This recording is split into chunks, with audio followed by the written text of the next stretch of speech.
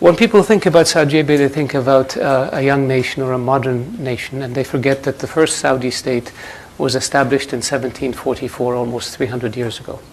The state, under the same leadership and under the same principles. The first Saudi state was destroyed in 1818 by the armies of Muhammad Pasha of Egypt, acting on behalf of the Ottoman Turks. And 20 years later, the state re-established itself under the same leadership, under the same principles.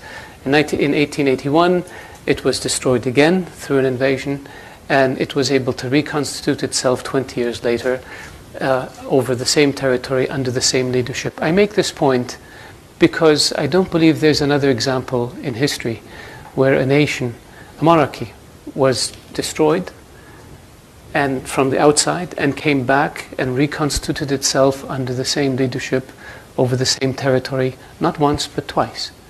And this would not be the case if it didn't enjoy legitimacy and if it didn't have deep roots and a deep connection with its people and with its environment. That's one thing that people sometimes looking at Saudi Arabia have a difficult time understanding. The Kingdom of Saudi Arabia is a country that's united.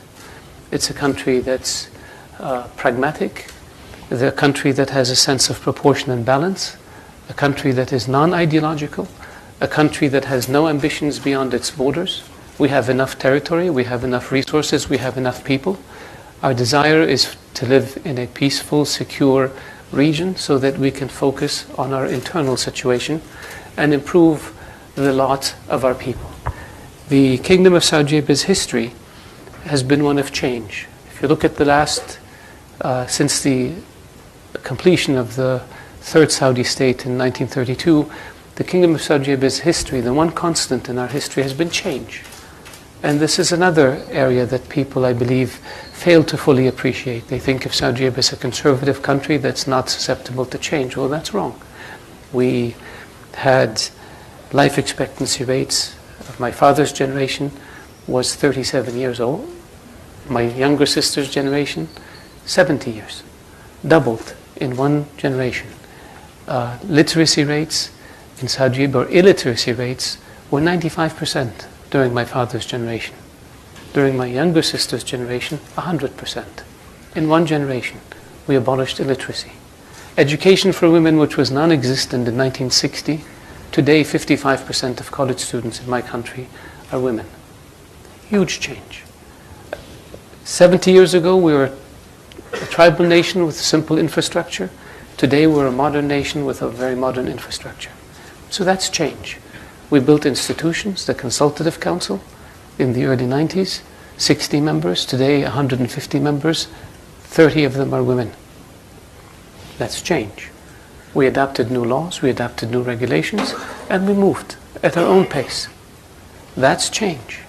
And very few societies in the world have undergone the type of change that Saudi Arabia has over the past 60, 70 years. And there's a lot more that we need to do. And I go back and say, we have no ambitions beyond our borders. Our focus is domestic. We want to improve the living standard of our people. Our vision for the future is change in a positive way, not trying to reclaim lost empires. Somebody else can do that, and we will oppose them.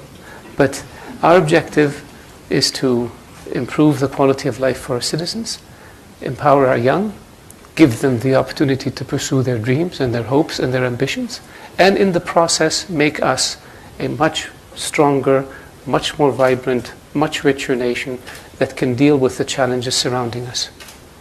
That's who we are. When I look at the issue of